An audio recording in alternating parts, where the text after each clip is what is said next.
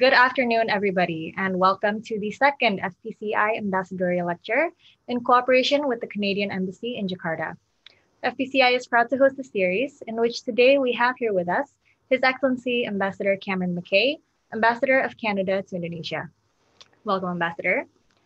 A few weeks ago, we had our first ambassadorial lecture in Makassar with students of Universitas Hasanuddin, and today we are joined by students from Surabaya, namely Universitas Airlangga, UPN Veteran Jawa Timur, and UIN Sunan Ampel Surabaya. Welcome everybody, and thank you to our FPCI chapters for tuning in. It's not every day that university students can get the chance to have a one-on-one dialogue with the ambassador, so I'm sure that we'll have a great discussion today. My name is Cindy, and I will be the moderator for today's event. Ladies and gentlemen, with this lecture series, we aim to be able to provide more understanding on the bilateral relations between Canada and Indonesia, and we will cover various issues relating to the COVID-19 pandemic, as well as multilateralism and free trade agreements, among other things. So please don't be shy and feel free to ask as many questions as you can. And I would like to remind you, at the end of this discussion, the Canadian Embassy has prepared a fun quiz for us, and winners of the quiz will be sent a special prize from the Embassy.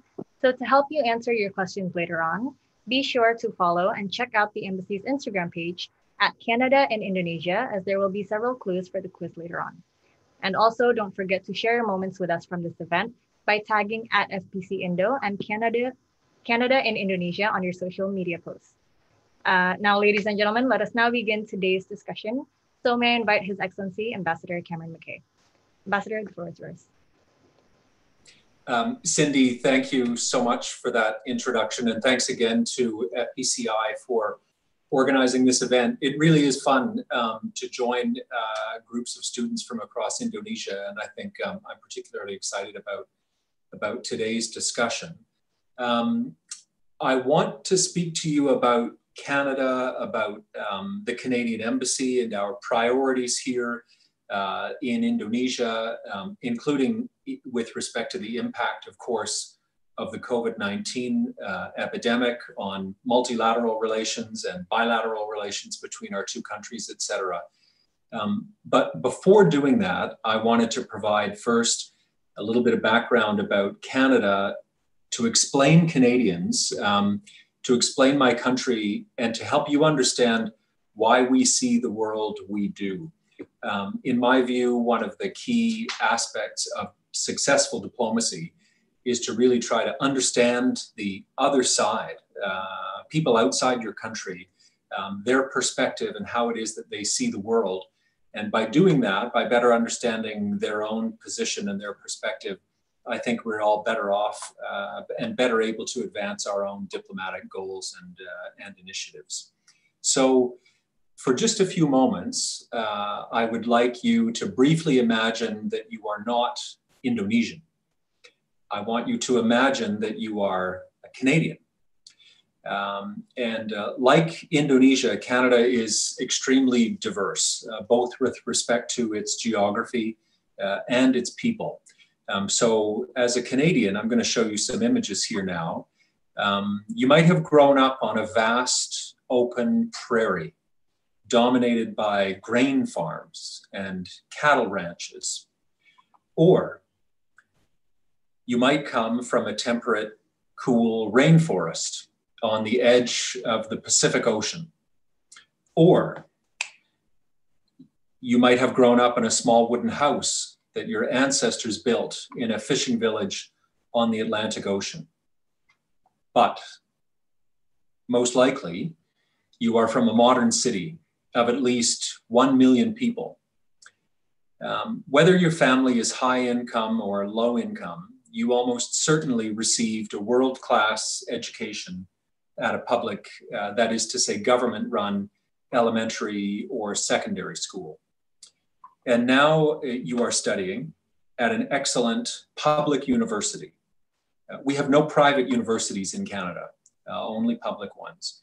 The tuition you pay is very low compared to a developed country like the United States or the United Kingdom.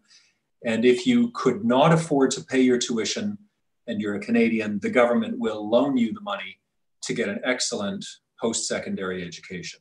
It's very important to Canadians that everyone has equal access to high quality education. And by the way, if you get ill as a Canadian, whether you are rich or poor, you will go to an excellent public hospital and the government will pay the bill. Like with universities, we have no private hospitals in Canada. It is possible that your ancestors were Aboriginal North Americans. But it's much more likely that you were immigrants, probably from Europe or Asia. They likely left their homes, their home country, to seek better economic opportunities and to live in a country where the government is democratically elected. And therefore, it dedicates itself to making life better for its citizens. If you're from Toronto, Canada's largest city, you speak English at school or at work and on the street. But there is a 50% chance that you are an immigrant born outside of Canada. So at home with your family, you likely speak more than one of 100 languages that are spoken in that city.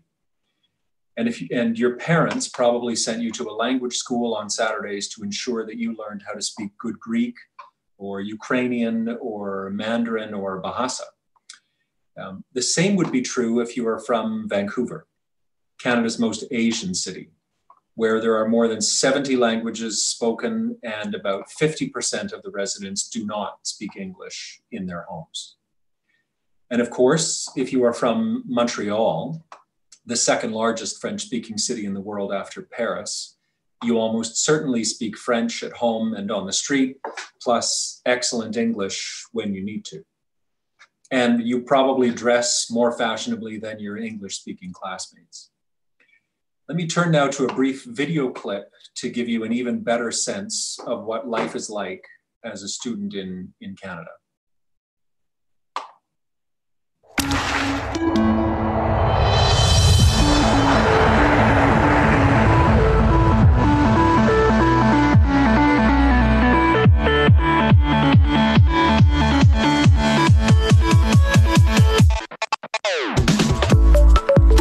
When you think of endless possibilities, what do you think of? We think of potential.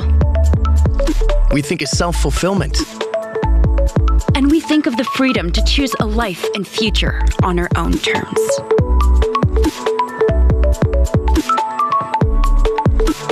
We think of cultural diversity, endless horizons, and infinite opportunities. And we think of here, and here, and of here.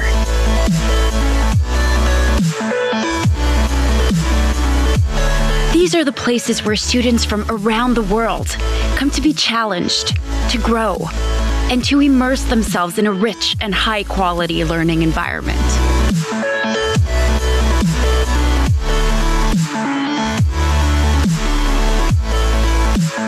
It's where you'll find the visionaries, the innovators of tomorrow, the challenge seekers, and the future leaders. It's in these halls, these theaters, and these labs that theory meets practice, and effort and action leads to real futures. We believe that Canada is the best place in the world to get an education, because no other place offers such a world of possibilities.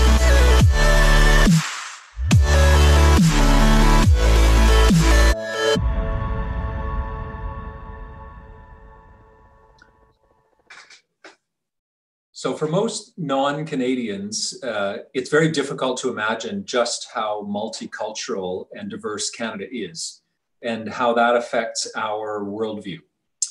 To ensure that we all get along and prosper, we have tolerance built into our DNA, which is not to say that all Canadians are tolerant. Of course, we too have bigots and racists and misogynists and religious fundamentalists. But the great majority of Canadians have no tolerance for those who hate based on the color of someone's skin or their gender or their beliefs about religion or who you choose to love or to marry.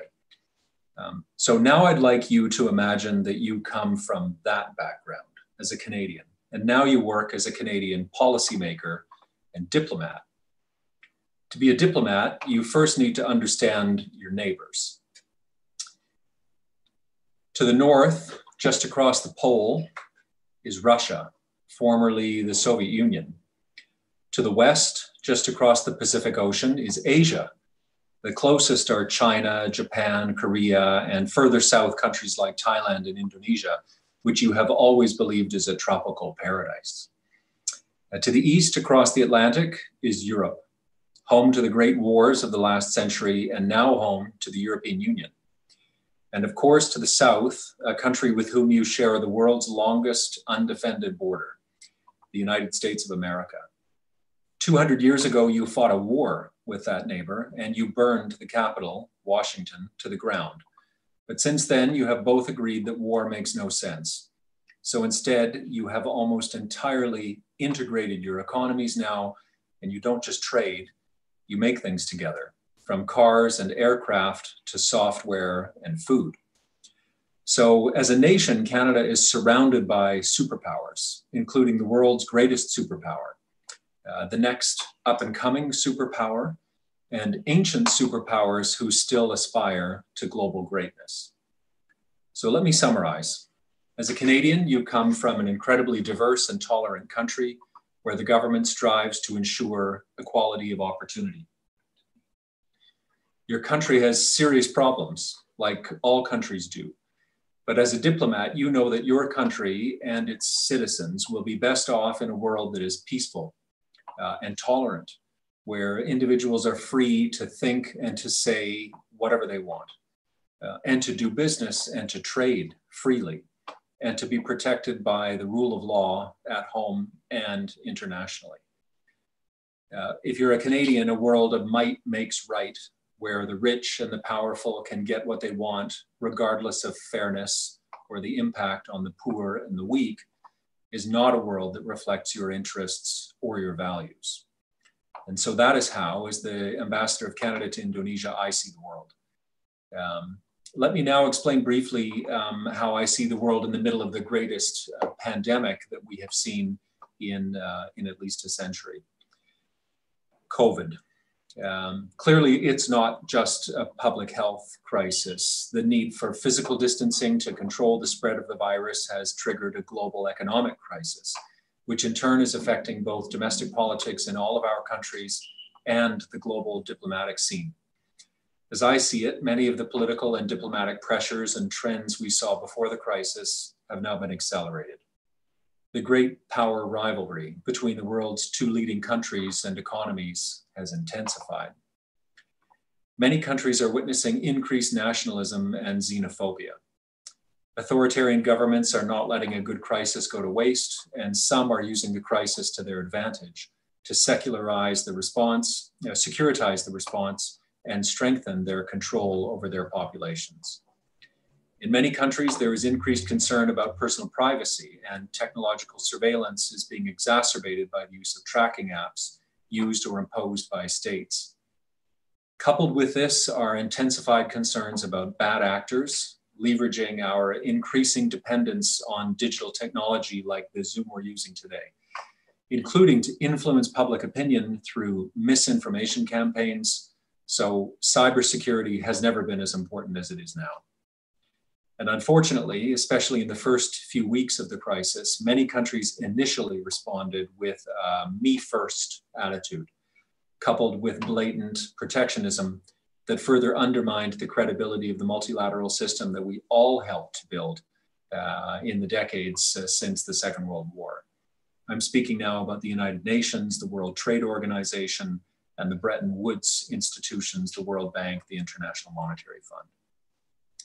For Canada, and I think for Indonesia and other so-called middle powers, these are frightening developments. Our countries will not prosper in a world of the law of the jungle and might makes right. So we and many other countries are instead committed to improving and adapting the so-called rules-based international order to ensure that we all benefit from the protection of international rule of law. Let me speak just a little bit about trade and Canada-Indonesia trade. Before the crisis, Canada and Indonesia had roughly balanced trade in goods of over $4 billion a year. Canadian direct investment into Indonesia in 2018 was $3.2 billion. And that made Indonesia our single largest investment destination in the ASEAN region after Singapore. And Indonesians in turn had invested roughly $84 million into Canada. Over 2,000 Indonesians were studying in Canada last year, and Canada welcomed roughly 27,000 Indonesian tourists last year. In turn, over 100,000 Canadians visited Indonesia last year. Clearly, that's all going to change now. Less so with respect to trade in goods than with respect to service sectors that are dependent on travel, especially tourism. But we need to work hard to limit the damage and lay the groundwork for a solid recovery in the medium to long term. With respect to the international rules-based system, no one country can take on these challenges alone. For Canada's part, we're working hard with countries like Indonesia in multilateral institutions and groupings like the G20, APEC, and of course the WTO to help us move toward a sustainable and resilient economic recovery. When it comes to multilateral institutions that are under unprecedented pressure, we can't give up on them. Within the G20, we're working with Indonesia and others to commit ourselves to preserve the flow of vital medical supplies, critical agricultural products, and other essential goods and services. And under the leadership of Canadian Foreign Minister Champagne, foreign ministers of several G20 countries, including Indonesia and other non-G20 nations, have established a new ad hoc grouping, the Multilateral Coordination Group on COVID-19. The group has focused on facilitating the cross-border movement of goods and services and people by maintaining open and connected supply chains to help ensure that those most in need receive access to vital medical treatment. In that group, Indonesia's Foreign Minister, Retno Marsudi, has led the discussions on the private sector and ensuring open supply chains. Looking ahead to a post-pandemic future, Canada continues to take a leadership role in the revitalization of the World Trade Organization, including through its convening of the so-called Ottawa Group, which is working on options for renewing that critical organization. And at the United Nations, Canada has 5 key priorities with which it is working very closely with Indonesia and others. At the UN, we aim to first, sustain peace together. Second, address climate change together. Third, promote economic security together. And fifth, strengthen multilateralism together. I'm sorry, fourth was advance gender equality together, and then strengthen multilateralism together. So as we all struggle to maintain our response to the COVID crisis in the short term, we should also keep a focus on our long-term strategy and make decisions now that will pay off in the years to come. There was a famous Canadian hockey player. Some of you may have heard of him from some years ago. His name was Wayne Gretzky. And when asked, what makes you the greatest hockey player of all time? Hockey, we chase a puck, not a ball. He said, don't go to where the puck is, go to where it will be. So we always have to be thinking ahead about what's going to happen next and be prepared for that. That's the biggest challenge in diplomacy today. With that, I'm happy to stop talking now and go to your questions. I look forward to the discussion. Thank you very much, Ambassador. So let's go ahead and dive into our question and answer session. Now I will be taking 3 questions per batch, which will be then answered by Ambassador MacKay before moving on to the next batch. So to ask your question, you can use the raise hand feature on your Zoom app by clicking participants and selecting raise hand on the bottom right. And I will be randomly selecting from those who have raised their hands. So, okay, for the first question, I'll take from Universitas Airlangga, Maula Muhammad Haikal.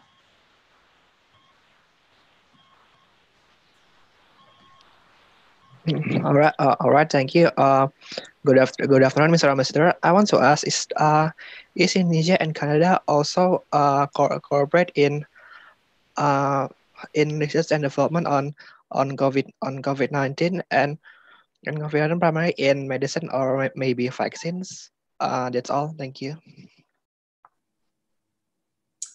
Let me say briefly on that. We coordinate quite closely on COVID-19. I mentioned earlier UN, G20, but in particular the Ministerial Coordination Group. Our foreign ministers speak about every 3 weeks. We have a group of senior officials who convene through that group also about every 2 or 3 weeks to talk about exactly these things, keeping supply chains open, etc. Canada has development cooperation programming in Indonesia that we are now tilting more and more toward COVID. I'll give you one example. We support the training with UNIFEM. We support the training of midwives in Indonesia, and we've been focusing even more on that because frankly there are still babies being born through the pandemic, and it's important that midwives have all the support they need to ensure that mothers are able to deliver their children safely through the pandemic. So there's still lots of coordination going on between the two countries about COVID. Okay, thank you. So for the second question, I'll take from UPN veteran, Muhammad Almer Amar.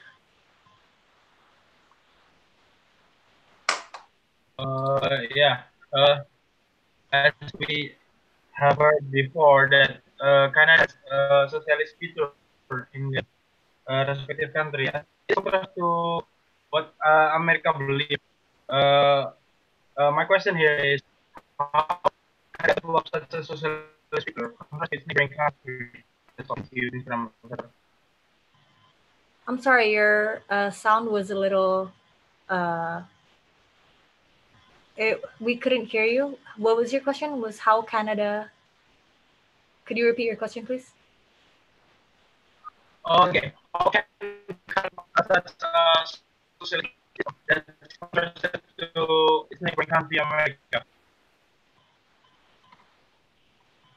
I'm sorry, I still didn't get that. Ambassador, did you get that? If not, we can. No, I apologize. I didn't. It might help if people are not speaking. They could go on audio with no video, and that might lessen the burden on the internet connection. So yes, maybe an audio only will be better. Could you repeat your question? Yes. Okay.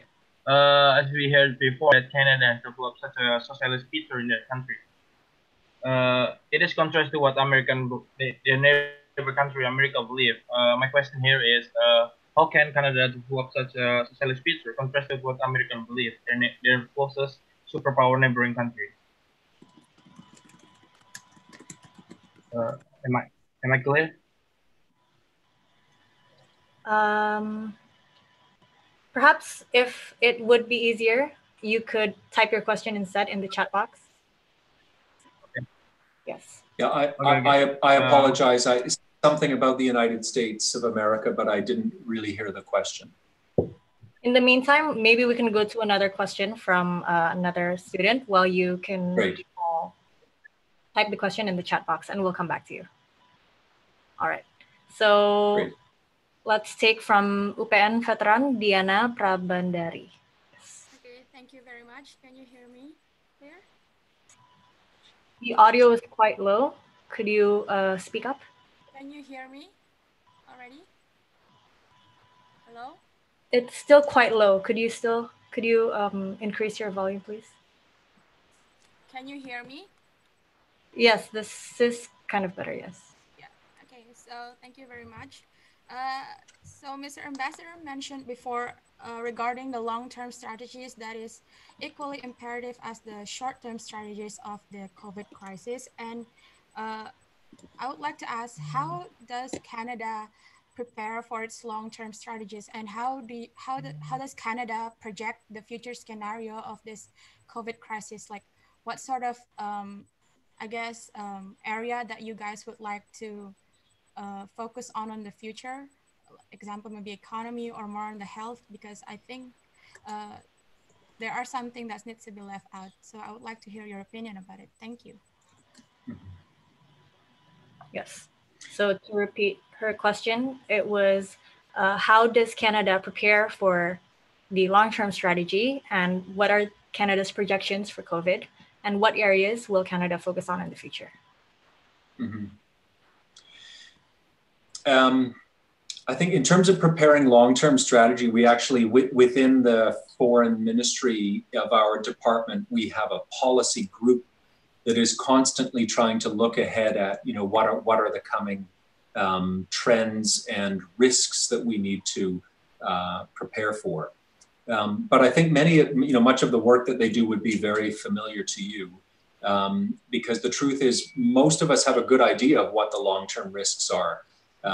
And the challenges. And the challenge we face now is to not let COVID, we must deal with the COVID crisis that we have now, and yet not undermine our ability to deal with future challenges. And some of those top challenges include, of course, climate change. I mean, it's really, if you were to ask anyone, especially a young person 6 months ago, what is the greatest long-term risk to the global environmental health, global economic health, global stability, security, clearly that was climate change.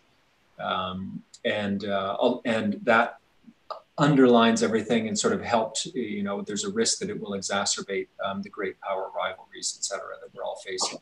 Another long that we don't want to focus on is gender equality.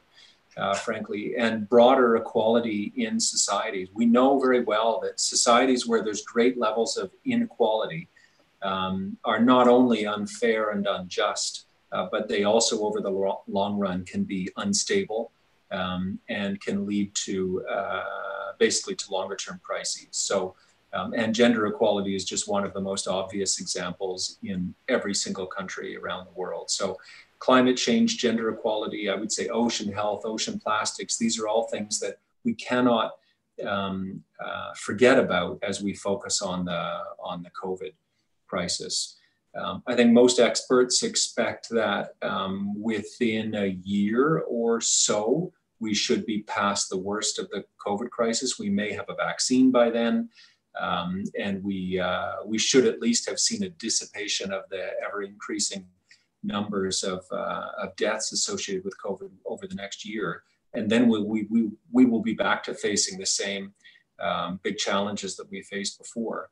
And our response to that, we think, must be this, again, long-term focus on international cooperation, multilateralism, pluralism, and plurilateral organizations, for example, and I mean to say the organizations that are not universal in their membership, like APEC, ASEAN, trade agreements, et cetera. We need to keep focusing on this cooperation internationally, or we risk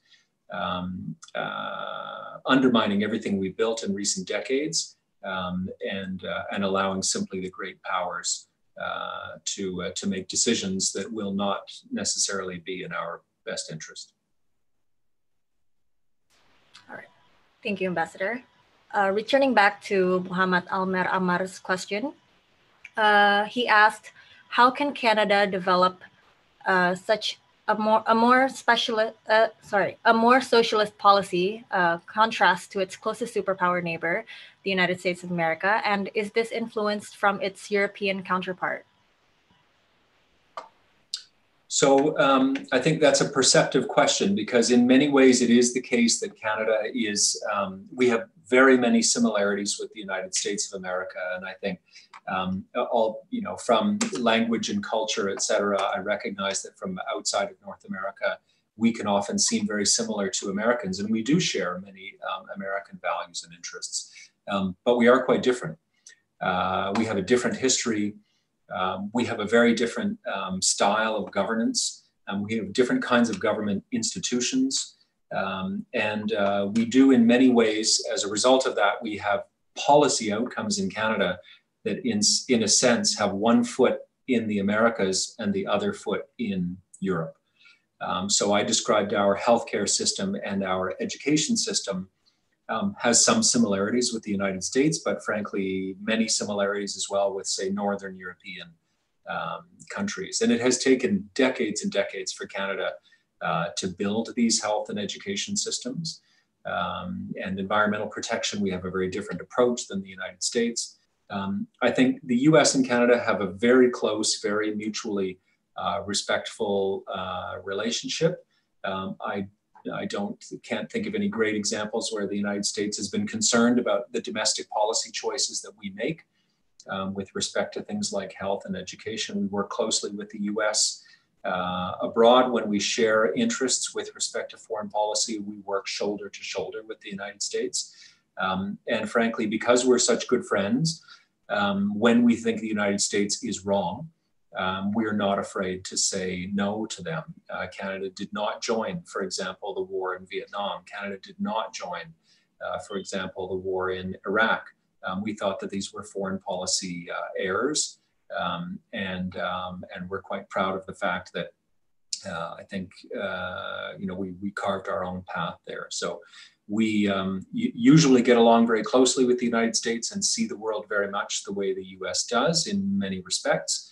But we have absolutely carved our own path. And frankly, we see as Canadians, you heard my description earlier, we see Canada as we are a country of the Americas, of the Western Hemisphere. We also have strong roots in Europe. We also have very strong roots in Asia. Canada is an Asian country. We border the Pacific Ocean. We're members of APEC. We have very strong relationship with ASEAN. And so we really see ourselves as having all of these things, these backgrounds underpinning us when we look out at the world. Thank you, Ambassador. Moving on to the next question, we have Mifaldo Razak from UPN Veteran. Okay. My question is, as Canada looks to improve its global footprint, what is Canada's main strategic partner to improve its bilateral relationship with Indonesia? Thank you. I'm sorry, our main strategic, say the question again. The Canada's main strategic partner to improve its bilateral relationship with Indonesia. Our main strategic partner to improve relations with Indonesia? Yeah, that's it. Well, I think, let me rephrase the question a little bit. I think our key strategy with Indonesia, certainly to improve our bilateral relations and strengthen our bilateral relations, includes everything that we do here at the embassy, for example. So here at the embassy, we have a team that focuses on increasing Canada-Indonesia trade. We have another team that focuses on increasing development cooperation between the two countries. We have a team that focuses on increasing security cooperation between the two countries. We have officials in the Canadian Embassy from Canada's Department of National Defence, from the Canadian Armed Forces, who work very closely with the Indonesian Armed Forces and with Canadian police, who work closely with Indonesian police, for example, on security issues. And then, of course, we have immigration relations, and we have our foreign policy and diplomatic team that focuses on public affairs and public relations, and also traditional diplomatic relations between the two countries. So every year we update a kind of an internal strategy of what our priorities should be for each of these teams. We work very closely with our headquarters in Ottawa to refine that strategy. We come up with activities, including, for example, today's video conference, that helps us to advance and defend Canadian interests and values through the year with Indonesia. So that's what we do just kind of here within the embassy and on bilateral relations. And then a key aspect of our relationship, of course, is what we do with Indonesia through multilateral and plurilateral organizations.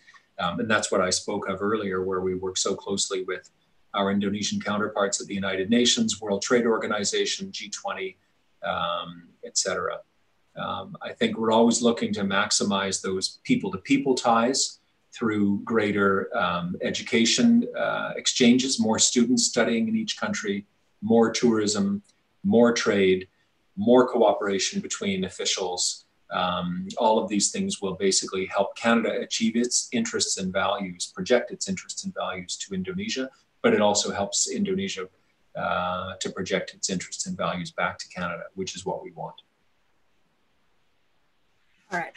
Thank you, Ambassador.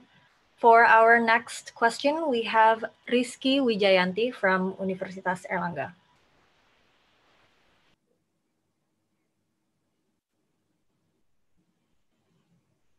Thank you for the opportunity. I would like to have a question about how far the role of Canada government provides like facilities for handling COVID-19 for citizens who come from abroad, such as health facilities like or economic facilities. Are there some difference with the local resident? Thank you. Can you repeat just the last part of the question? It was Canada's approach to COVID-19. Do you mean domestically in Canada or? Like Indonesian citizens and Canadian citizens.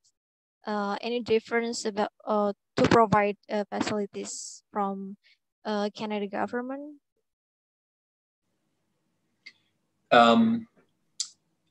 Difference to provide facilities? Perhaps the difference between how the Canadian government provides facilities for Canadian citizens compared to the facilities that we Indonesians get from the Indonesian government. I think that's the question. Well, so maybe I can say within Canada, I spoke a little bit earlier about our public healthcare system. So we, decades ago in the 1960s, created basically the Canadian Healthcare Act, a piece of legislation that helps to govern the provision of healthcare across the country. And the objective of this, of Canada's healthcare policy is to ensure that every Canadian, whether they are rich or whether they are poor, basically have access to the same high quality healthcare. So we have what's called a single payer healthcare system with hospitals, of course, across the country that are governed by Canadian provinces. It's actually the provinces in Canada that are directly responsible for managing hospitals, but most of the funding comes from the national government or the federal government in Canada. And again, the objective is whether you're rich or poor and whether you live in British Columbia or Nova Scotia, you have access to, broadly speaking, the same high quality healthcare. So when COVID hit, just like in Indonesia, all of the different levels of government in Canada, we have a national government, the federal government, we have provincial governments, and we have municipal governments. And they all needed to coordinate very closely to try to address the crisis. The coordination was broadly quite successful. Canada was, like many countries, hit hard by COVID, but we have absolutely flattened the curve. And our biggest challenge now is to ensure that we keep that curve flat and then declining. So we face similar challenges to Australia, for example. The situation in Canada is really not like the United States at the moment. The US, you'll still see the COVID numbers going up very rapidly. The situation is quite different in Canada. But we face the same challenges, of course, that Indonesia did from the beginning. We were very worried that we would not have enough hospital beds, not enough intensive care units, access to ventilators and oxygen. That was a great concern in Canada in the early weeks. And we ramped up production of the necessary medical supplies, et cetera. But frankly, we never really did face a major crisis. We always, in the end, we did have enough intensive care units and hospital beds and whatnot to manage the crisis. So We did have too many deaths, but frankly, those are really dropping off quite rapidly now. The Canadian healthcare system I was describing, where everyone has equal access, it is the case that that's the system for, for Canadian citizens. So tourists who are visiting Canada, for example, do not have access to that healthcare. All right. Now, before I take the next 3 questions, I would like to remind everyone that you may also ask questions regarding Canadian life or the education system or tourism. I believe the ambassador would love to answer all of these questions also. So for the next question, I'll take Ersyad Dwi from UPN Veteran. Thank you so much for the opportunity. I have a question about, due to the COVID-19 pandemic, some people believe that Asian are having a role to bring that virus get into the country. Then what's your opinion? Do you think that Chinese government failed to control this virus in their country, so the virus spread all over the world? Thank you. Mm-hmm. But let me say that early on, I think when the virus first started to spread globally, frankly, there were some individuals and some leaders who panicked, who responded too quickly, sometimes maybe without really thinking it through. And there was an immediate response from some leaders to point fingers. And that's an expression in English to say it's whose fault is it? It's your fault, or it's your fault. It's not my fault. We really tried hard in the Canadian government to not take that approach. We do not have a finger-pointing approach to COVID diplomacy, frankly. I think that there were many governments that made mistakes early on, the Canadian government included. We didn't always realize how quickly the disease would spread. And in some cases, frankly, I think we could have taken some steps. Obviously, if we had done some things a week or two earlier, we would have saved lives. But frankly, everyone was making the best decisions they could at the time with the information we had available to us at that time. So we're absolutely happy to see a review of what happened at the WHO, what happened in China, where the outbreak first seemed to have started, and frankly, what has happened in every other country, including my own, so that we can be better prepared for the next time that this happens. But it is not our approach to say that this virus came from one particular place and we should blame them for what has happened. We should, however, go back and be absolutely transparent about everyone's decisions. When did we have all of this information? And decide how to deal with this better the next time. I will also say that early on there were those in some countries who were pointing fingers at China or Asian people. And frankly, in some countries you see, and including in Canada, there were some individuals who responded in a racist way. And the Canadian Prime Minister and all Canadian political leaders were very quick to say that this is absolutely the wrong approach. It's unhelpful. Certainly at the political leadership level in Canada, there is zero tolerance for racism.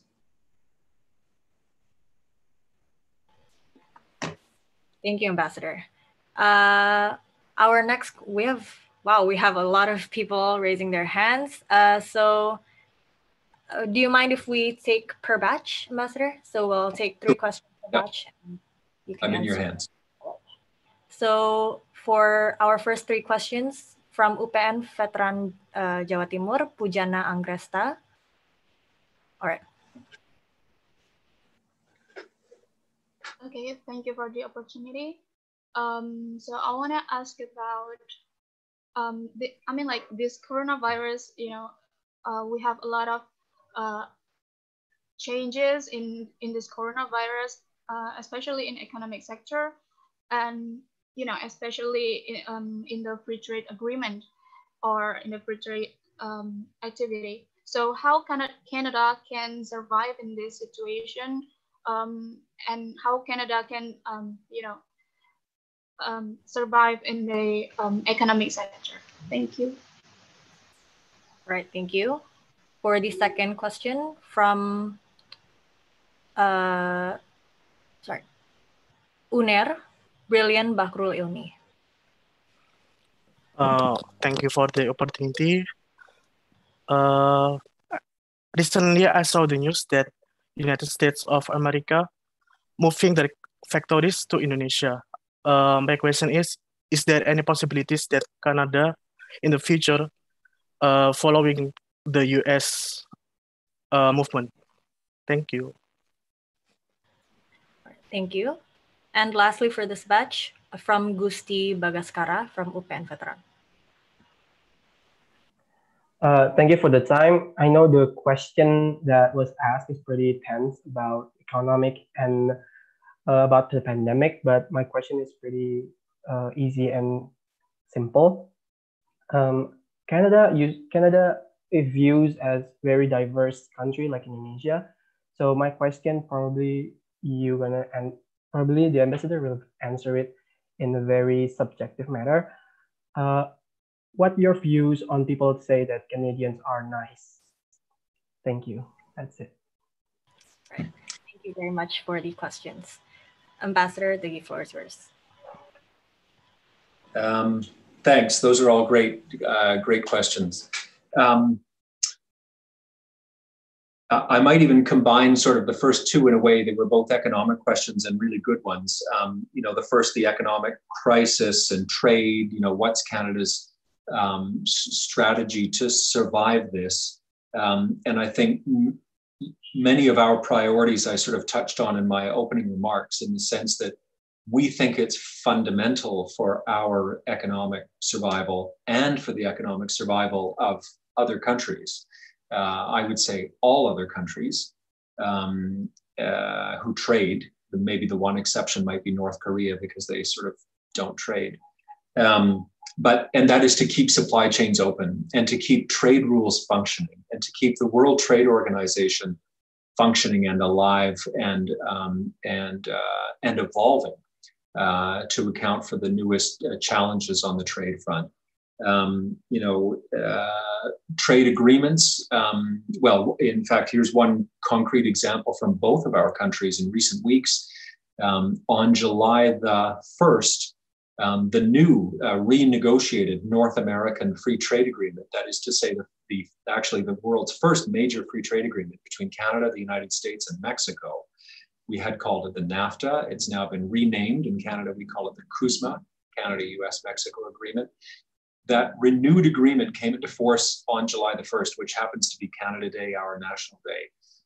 And so through the COVID pandemic, our response to pressure on trade and pressure on the global economy is more freer trade and more freer investment, supported by strong rules that ensure that the trade is fair, but basically more trade. We're not stepping back from the global economy. That would be a mistake. And Indonesia is doing likewise. It has very recently brought into force its new bilateral trade agreement with Australia, the Comprehensive Economic Partnership Agreement with Australia. So very similar approaches from both of our countries, which is we cannot step back from the global economy. We have to strengthen our access to the global economy. Which kind of brings me to my response to the second question about moving factories to Indonesia. It is the case that many U.S. companies and some Europeans were moving some of their production facilities out of China elsewhere into Asia. Some are now coming to Indonesia. I think last fall we saw, frankly, even more. The World Bank reported we're going to Vietnam and elsewhere in Southeast Asia. Canada has, frankly, fewer production facilities abroad. It's not really so much our model of trade, but we do have considerable investment in Indonesia, including just capital investment. So, for example, Canadian pension plans are invested here through public-private partnerships. In fact, part of my pension as a Canadian government employee is invested in toll roads in Indonesia. For example, because my pension plan and Canadian pension plans have about $1 trillion of assets under management, are looking for the best global opportunities to invest their money. And some of that, of course, is invested here in Indonesia where there are opportunities. What's the best way to improve that and to attract even more Canadian investment? I would say it's through, as I said earlier, stronger and better trade and investment agreements. It's currently the case, unfortunately, that Indonesia is not a part of the Trans-Pacific Partnership, what's now called the CPTPP, the Comprehensive and Progressive Trans-Pacific Partnership. There are a group of 11 countries around the Pacific Rim, including Canada, Australia, New Zealand, Singapore, etc., Japan, who are all part of this agreement that was brought into force just over a year ago. And we see trade among these countries increasing and strengthening now.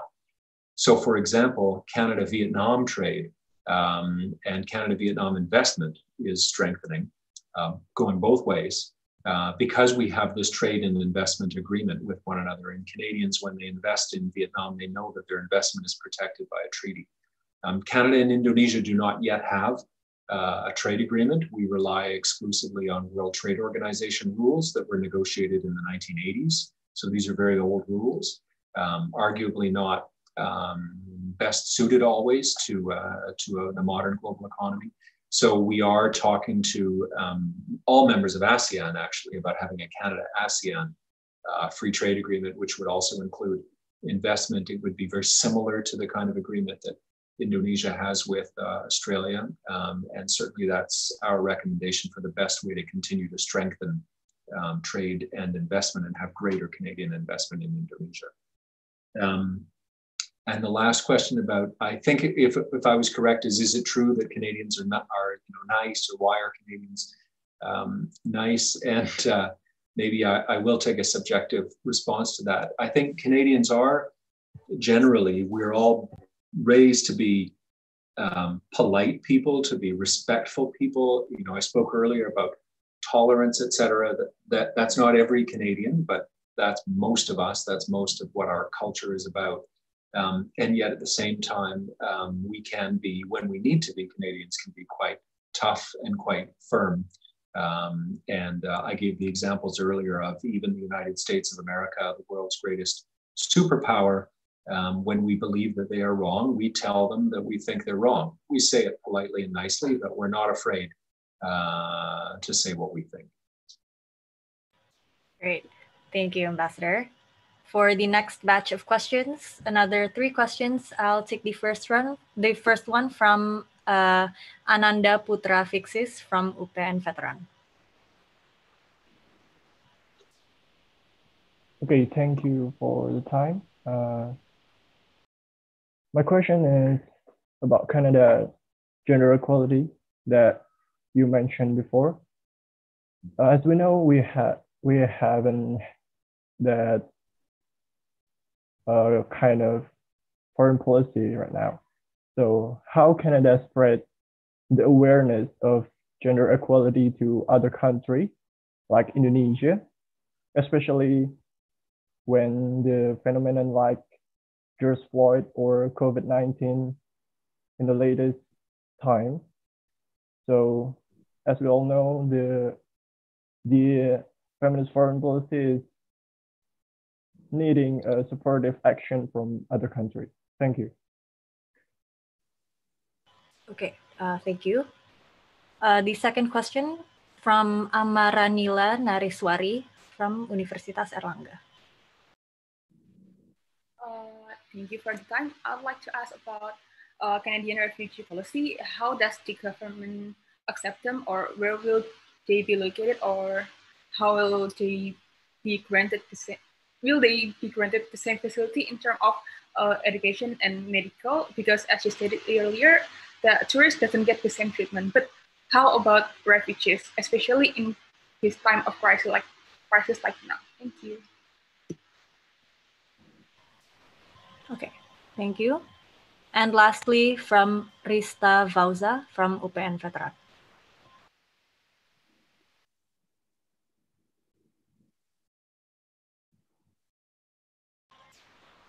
You can unmute your sound. Yes. Okay, thank you so much. I would like to ask about Canadian lifestyle. As we know that South Korea has a K-pop, and what is very popular thing among teenagers in Canada? Thank you so much. Okay. All right, the next questions can go in the next batch. So first, I'll hand over the floor back to Ambassador to answer these 3 questions. Great, thanks very much. And I know there's more questions, so maybe I'll try to be faster in my responses.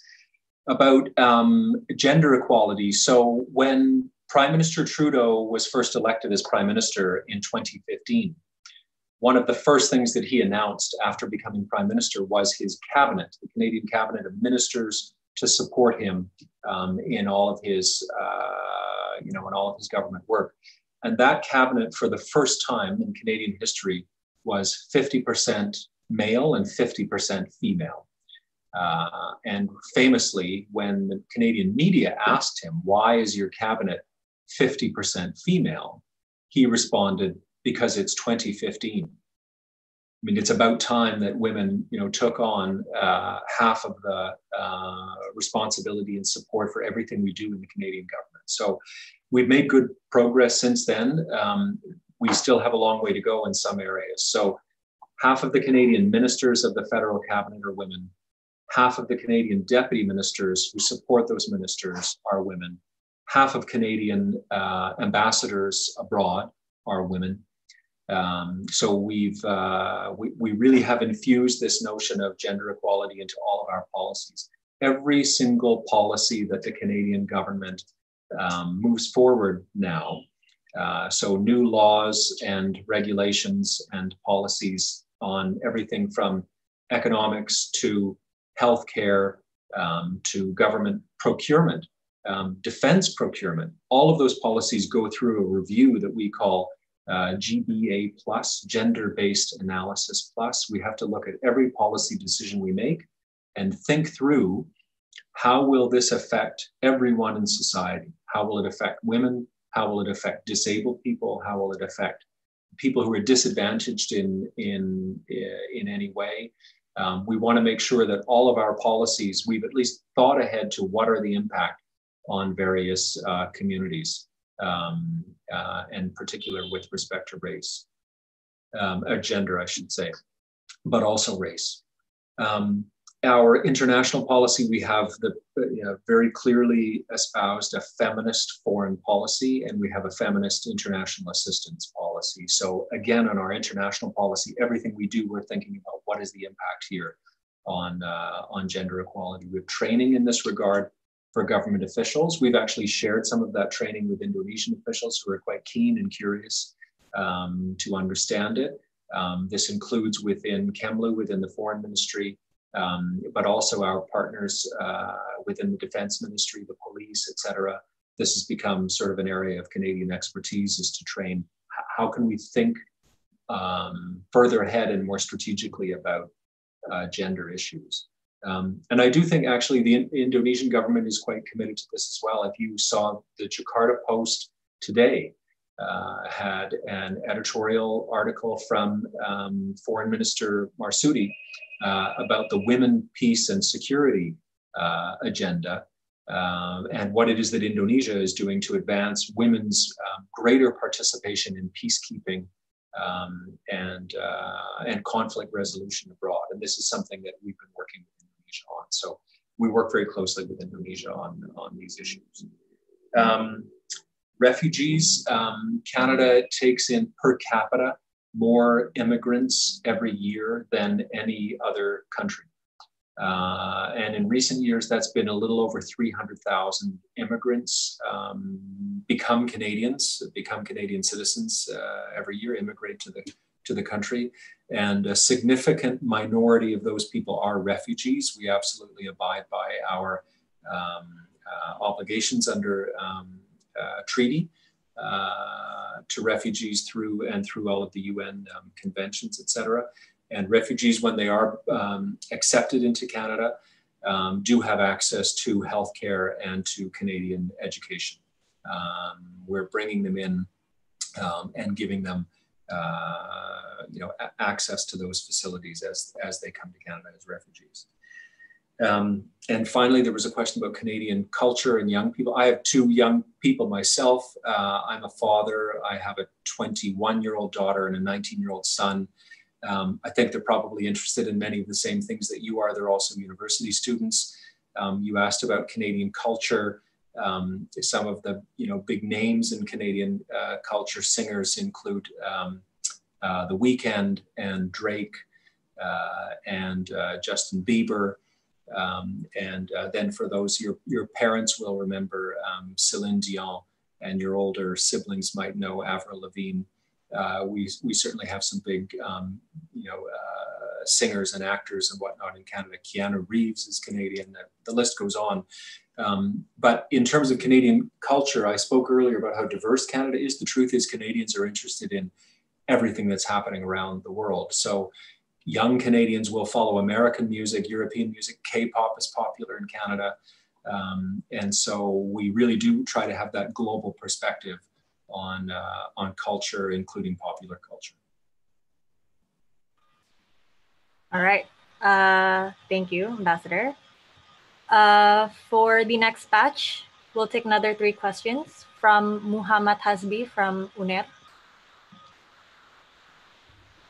Okay, thank you for the opportunity. So we see that Canada is multicultural and comprises of diverse ethnicity coming from around the world.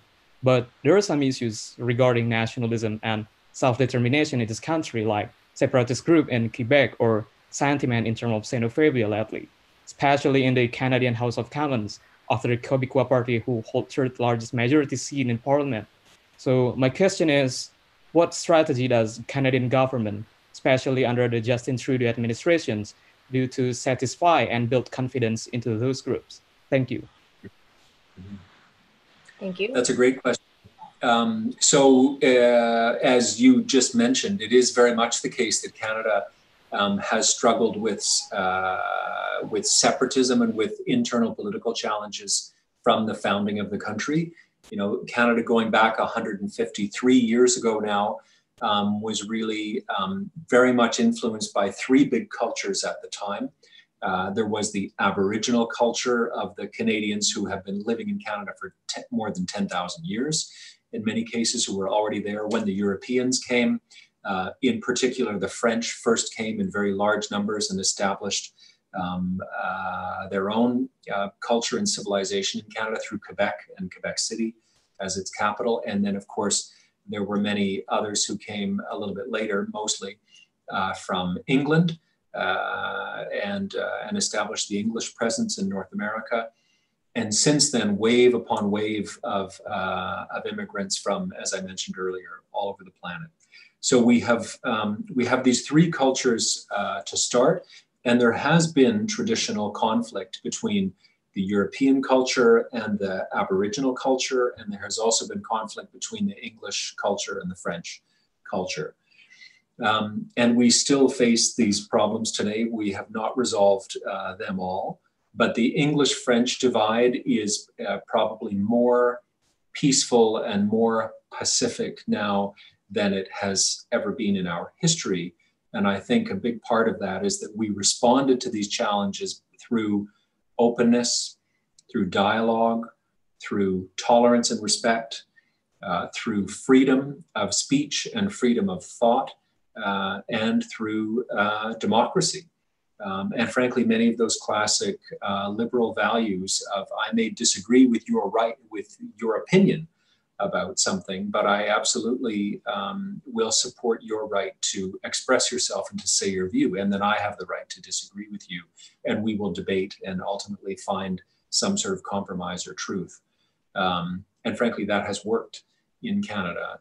I think support for separatism of Quebec forming its own country is at historically low levels, at least the lowest that it's been in many decades.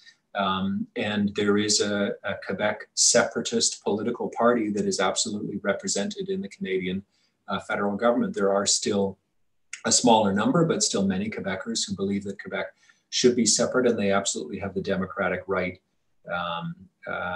to pursue that within the rule of law and within our democracy. We don't tolerate violence in that regard. But people are absolutely have the right to say and think what they want about splitting up the country, frankly. But through dialogue and through debate, that has simply never come to pass because the greater portion of people were convinced by the arguments that Canada is better united than divided. I mentioned earlier also conflict between European or settler culture and Aboriginal culture that we're still struggling with much, much more. It probably warrants an entire discussion on its own. But I think what's important in Canada now is that more and more people, including the federal government right up to the top of the Prime Minister, are recognizing that it is a top priority for us to spend now years and probably decades focusing on improving the relationship between immigrants to Canada and the original inhabitants, the Aboriginal people.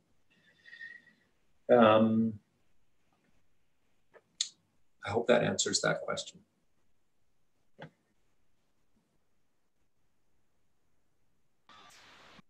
All right, thank you, Ambassador. Now, for the last batch of questions, we have 2 questions from the students and also 1 more from the chat.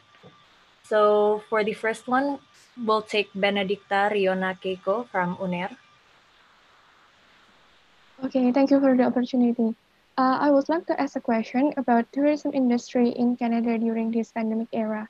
So what outlook or strategy the Canadian government will take in order to revive or maintain the tourism industry during this pandemic era, which still doesn't show any sign to end soon? Thank you. Thank you. For the second question from Rumi Azola from UNER. Thank you. My question is Benedicto Keiko. How could Canada, what is the main strategy of Canada to rebrand the Canadian tourism, especially in Indonesia, or maybe in any countries, maybe like Canada brought trade to Indonesia or something else? So I just wondering how Canada could rebrand and promoting their tourism in Indonesia. Thank you. Okay, thank you. And lastly, because of unstable internet connection, our last question is from the chat box. And Brian Ainurohman would like to ask, Dear Mr. Ambassador, I'm interested in asking about the migration policy for those who want to enter Canada. What is the strategic consideration of Canada about Pacific nations? Because Pacific states' passports may be a little weaker than other visa-free nations who hold a European passport, who has visa-free to enter Canada. All right, I'll hand the floor back to you. Great, thanks very much. Let me take the first 2 questions were about tourism, and I think the Canadian tourism industry is an important part of our economy, just like in Indonesia, but frankly, our borders are almost entirely closed now. I mean, there is travel across Canadian borders, but it's really for essential purposes only. Our peak tourism season is now. It's July and August, it's in the summer, where we would typically get very large numbers of, especially Americans and Europeans, but also people from around the world. We also have tourism in the winter, of course, for skiing in the mountains and the snow, but our big tourism season is in the summer, which is now. And to be honest, it's almost, international tourism is basically completely lost for the Canadian economy this year. And so the strategy is to focus on so-called staycations, that is stay at home and have your vacation at home. So many Canadians are being encouraged to see more of their own city, more of their own province, or if they are traveling, to travel at least within the country. And certainly the government is not encouraging anyone to leave the country, and we're not encouraging tourists to come to Canada now. We're still focused exclusively on flattening the coronavirus curve. So it's very much about that. And there's significant, the Canadian tourism industry is focusing its branding now on, and its marketing on marketing to Canadians. So travel and see your own country. Canada is the 2nd largest country in the world after Russia.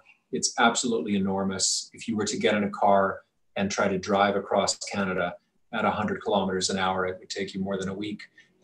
There's a lot to see, and many Canadians have never seen their own country, so there's a lot of opportunity for people to use this as an opportunity to get to know their own country.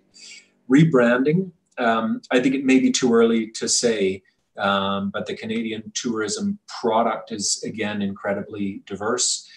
Summer tourism, winter tourism, many people want to come to Canada for the wilderness. Europeans, Germans, for example, love to come to Canada and see no people and see no cities. What they want is wilderness.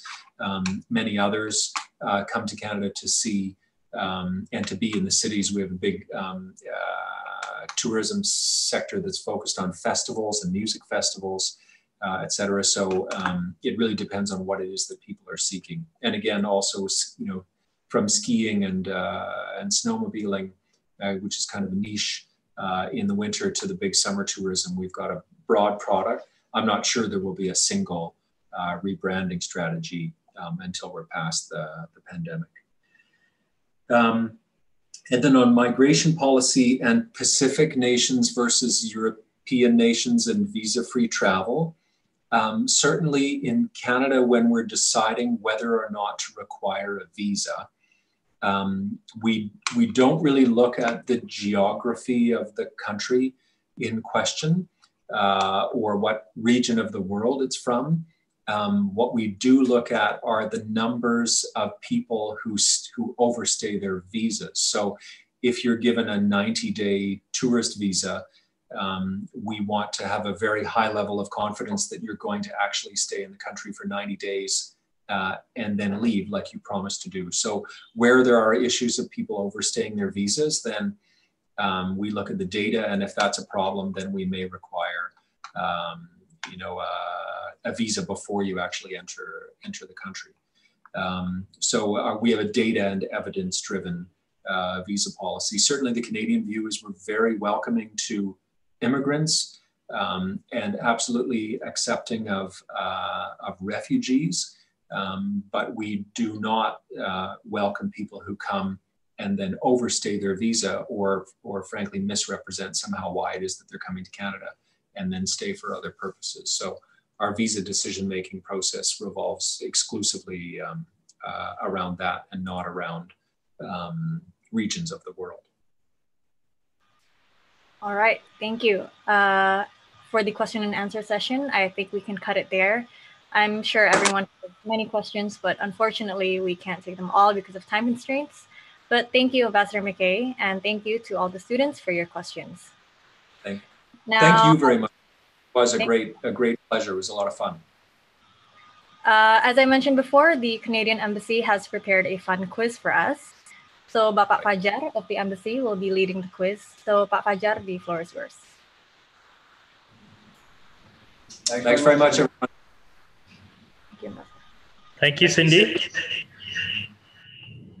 So has everybody followed us on Instagram? Yeah. So I'm going to give you a few questions. Some are based on our Instagram. So is everybody ready for our games? Okay. Yes, I see some of you nodding. All right. Okay.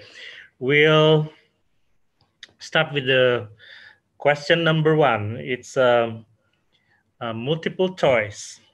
So June 21st is celebrated in Canada as Canada's A, National Indigenous Day, B, Canadian Multiculturalism Day, C, Canada Day, D, Labor Day, or E, Family Day. Be sure to check out. So Cindy, if you could help identify the first person. All right, we have Diana Prabandari from UPN Veteran. Your answer? My answer is A, National Indigenous Peoples Day. Is that correct, Pak Fajar? Okay, sorry. Could you please repeat? The answer is A, A, which is? National Indigenous Peoples Day.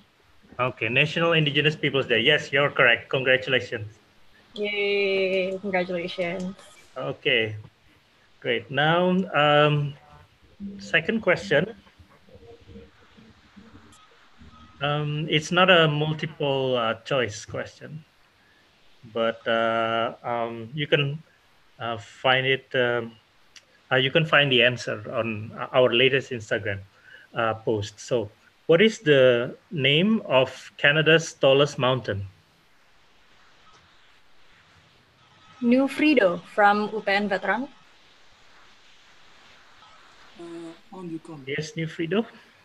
Mount Yukon. Mount Yukon. Mount Logan. Mount Logan. I'm sorry, Mount Logan. Mount Logan or Mount Yukon? Mount Logan. Mount Logan. Mount Logan. Yes, you're correct. Congratulations. Congratulations. Okay. Dan ketukar ya. Okay. Now, third question. Back to multiple choice. During the height of the pandemic, a number of Canadian artists banded together to start an initiative called Can Artists to raise funds for Canadian Red Cross.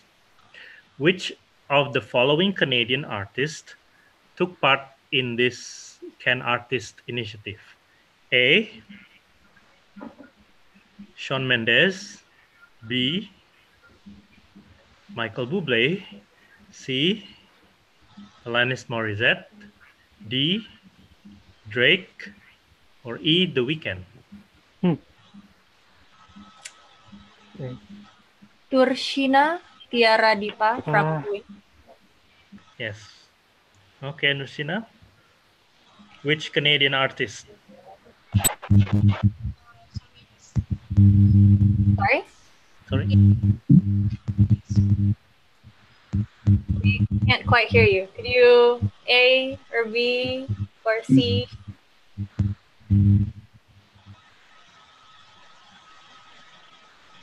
Or answer in the chat box, because if we don't get an answer, we'll have to go to the next person. Yes, exactly. All right, I'll give you 5 seconds. 5, 4, 3, 2, 1. Unfortunately, we'll have to move to the next person. So raise your hands if you know the answer. Maula Muhammad from UNER. Right, the answer is Michael Bublé. The answer is B, Michael Bublé. Are you sure? Yes, I'm sure. Canadian Red Cross fundraising. Yes. Okay, yes, you're correct.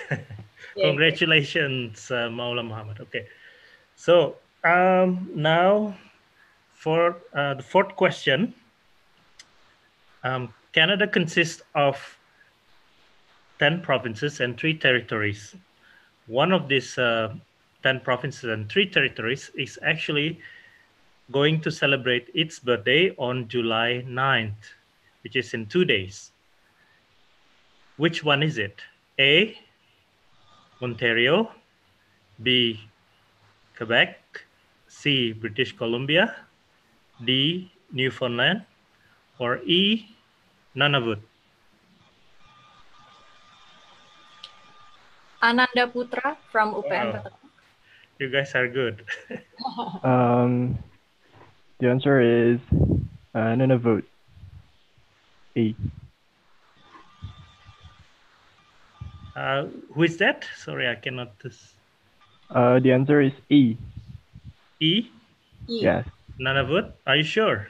Yeah, I'm sure. Yes. Okay, you're correct. Nunavut will celebrate its birthday on July 9th. All right, so I have one last question. This is not a multiple choice, so you'd better raise your hand fast. So, which Canadian team won the NBA Finals last year?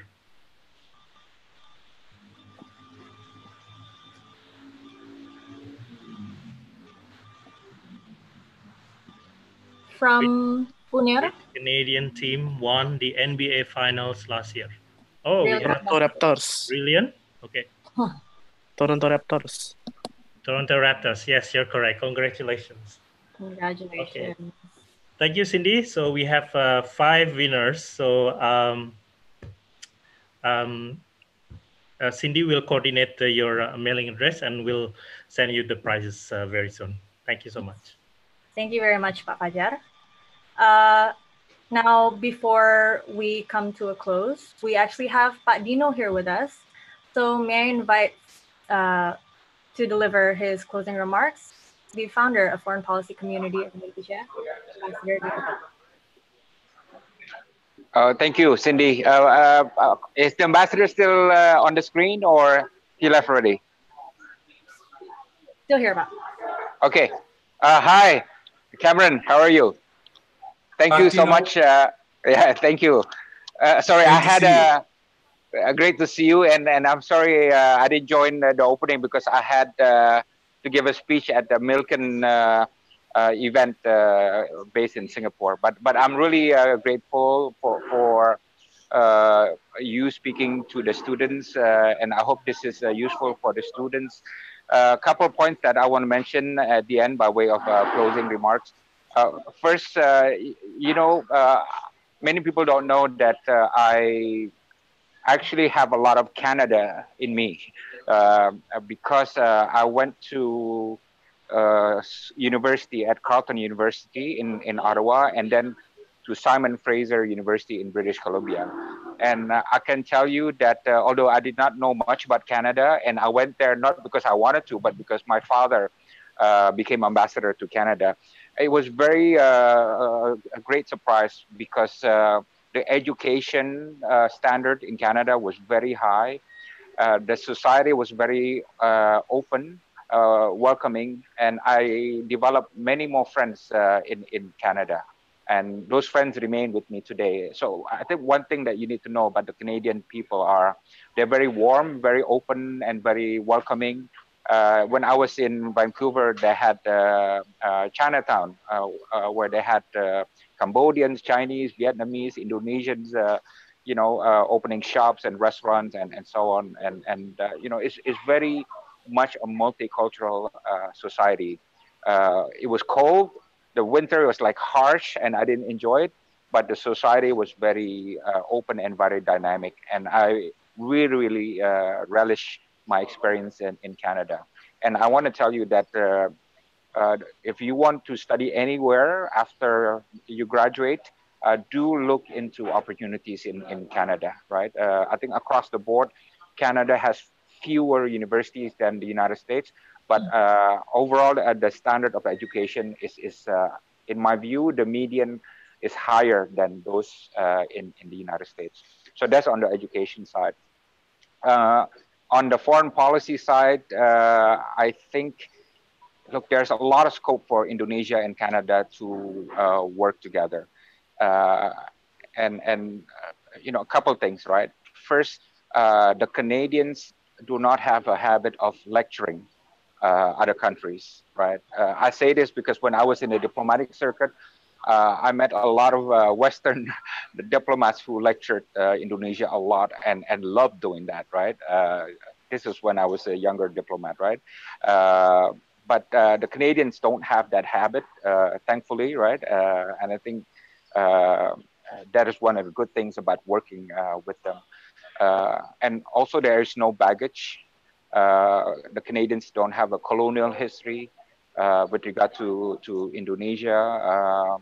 And I can't think of a bad incident between Indonesia and Canada that are significant enough to become a historical or political baggage between the two countries.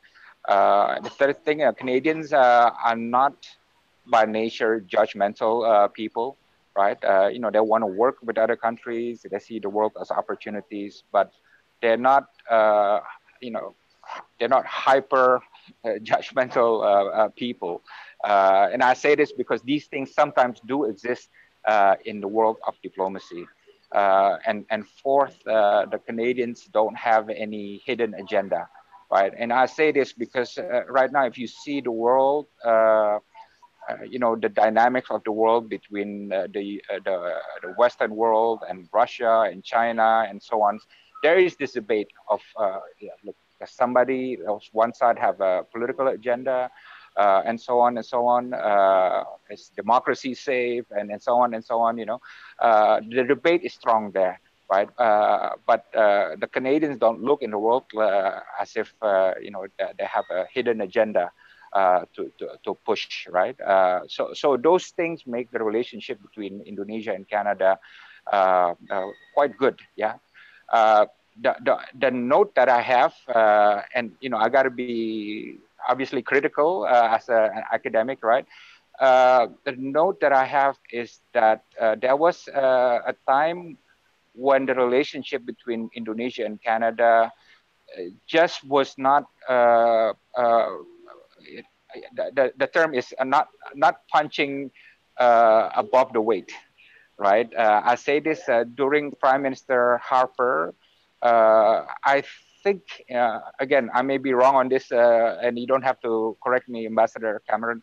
I think Indonesia was one of their blind spots, right? And similarly from Jakarta side, and I can tell you because I work in the palace, Canada was also somewhat of a blind spot for Jakarta, right? And this is reflected in the fact that in the 8 years or 10 years that President SBY was in power, for example, he did not have a bilateral visit to Canada for 10 years, right? And similarly, Prime Minister Harper also did not visit Indonesia, did not have one visit, bilateral visit to Indonesia, although he took part in multilateral events, yeah, APEC and so on, right? But those are somewhat different things, right? So I can't really explain why, right? But I noticed that the relationship between that era was somewhat punching below the weight. But now you have Justin Trudeau, who I think in Indonesia is sort of very popular because he's young and good looking like his father. And by the way, when I was in Canada, his father was in power, yeah, the Prime Minister Pierre Trudeau, right? So and I can't really I don't really know much about Prime Minister Justin Trudeau's Asia policy, right? But I think there is that opportunity based on those assets that I outlined before for Indonesia and Canada to step up and develop a more substantial relationship. And I think some of the issues that we can work with as middle powers, because Indonesia always works well with middle powers rather than great powers. Yeah, there's a comfort level that is higher, and the political connection that is better among middle powers. I think definitely on trade, right? Because trade will be a key post-pandemic issue for the world economy, right? What will happen to free trade? Will there be more appetite for free trade or less appetite? Just like, will there be more appetite for globalization or less appetite for it, right? So Indonesia and Canada can work together to fight off protectionism, which will definitely kill most of the developing countries' economies. And secondly, we can work together on democracy because we have a soft approach on democracy issues. And we know that democracy is having a lot of problems. Some are retreating in many parts of the world. Right? Indonesia is a proud democratic country like Canada. And there are ways that we can promote democracy agenda in a soft way, in a way that is not threatening to others and can be in fact accepted by others. I mean, look at the fact how Indonesia helped Myanmar move along on the road to democracy in the way that was accepted by Myanmar, right? And the third issue is climate and environment. This is a big issue. Again, I don't know exactly the position of Prime Minister Justin Trudeau, but Indonesia should be a big player on climate agenda. And I think the scope for Indonesia and Canada and working with the Europeans on climate issues will be very important. And fourth and last, FPCI is very big on the concept of religious freedom and tolerance. And we are very worried to see the decline of relationship among religions worldwide, among Abrahamic religions, among Muslim, Christians, and Jewish people. And we now are running a program of 1,000 Abrahamic circles to try to push back on this bad trend. We're seeing what happened in Surabaya. There was a bombing against church 2 years ago in New Zealand. There was an attack on mosques at Christchurch. In Sri Lanka, there was a bombing against church as well. And there was some killings at synagogue in Europe and in the United States. And this is part of a new trend of terrorism and extremism, where inherited bigotry among the three religions becoming worse and becoming more radical. I'm really glad to hear the positive speeches of Justin Trudeau, for example, on Muslims and on Muslim immigrants that are heartwarming for us Muslims. Right? So these are some issues that I think Canada and Indonesia as middle powers can become agents of change and progressive forces on world politics, on free trade, ensuring and pushing back protectionism, on promoting democracy in a gentle, soft way, on promoting climate change and environmental issue, and also on pushing back against the growing trends of bigotry and religious intolerance worldwide. So with that, I don't want to give a long speech, but I really just want to say thank you to Ambassador Cameron for his time, and I'm sure his briefing today, his insight and knowledge was of great use to all of us. I advise all the universities taking part here to invite physically Ambassador Cameron once the COVID-19 is done. And if Ambassador Cameron wants to be a patron to any of the FPCI chapter in the university, you are most welcome to do so. Thank you very much, everybody. Thank you, Pak Dino. Now, before I hand the floor back over to Ambassador Cameron for a few closing remarks, I would like to give a brief summary for today's discussion. So I have highlighted 7 points. Firstly, that tolerance is in the DNA of Canadians. So Canadians do not tolerate racial-based discrimination, and Canada is also open to immigrants and has a friendly environment for everyone. And the Canadian government provides all necessary services such as education and health. Secondly, Canada sees the pandemic as not only a public health crisis, but also an economic crisis, and it is affecting domestic politics and geopolitics. Many countries responded to the pandemic with a me-first attitude, which is increasing protectionism, isolationism, weakening multilateralism. Meanwhile, Canada will always promote a rules-based international order. Thirdly, Indonesia and Canada will always work together to promote multilateralism, such as in G20 and APEC. In G20, Canada and Indonesia focuses in providing equal medical supplies at the time of pandemic and enhance efforts to provide and support the access of supply chain in relation to the health supplies. At the UN, we, Indonesia and Canada, have committed to create global peace, advance gender equality, and solve climate change and strengthen the value of multilateralism. Fourth, Canada has several teams within the embassy to work closely with Indonesian stakeholders from immigration, development cooperation, foreign policy, economic and trade, defense, and public diplomacy. This is Canada's way to strengthen the bilateral relationship with Indonesia, and Canada is working harder to develop more cooperation with the Indonesian government and also strengthen people-to-people ties. Fifth, instead of blaming who is at fault for the COVID-19 pandemic, Canada prefers to support the global efforts in battling the pandemic and is ready to take all necessary approaches to prevent the next world health crisis. So pointing fingers does not solve the problem, and it has created more problems such as racism towards Asian people, and Ambassador MacKay had reaffirmed the commitment to no tolerance for racism. Sixth, on gender equality, the Canadian Prime Minister Justin Trudeau appointed 50% women for his cabinet ministers. So Canada supports the role of women in public policy, leadership, and foreign policy. and all laws and regulations equally involve the perspectives of women and consider how women will be affected by the policies created by the government. Canada even has a feminist international policy, so there is no doubt Canada is a country who is pro-gender equality. And lastly, number 7 is that Canada accepts more refugees per capita compared to all other countries, and they comply to the international treaty to help the refugees.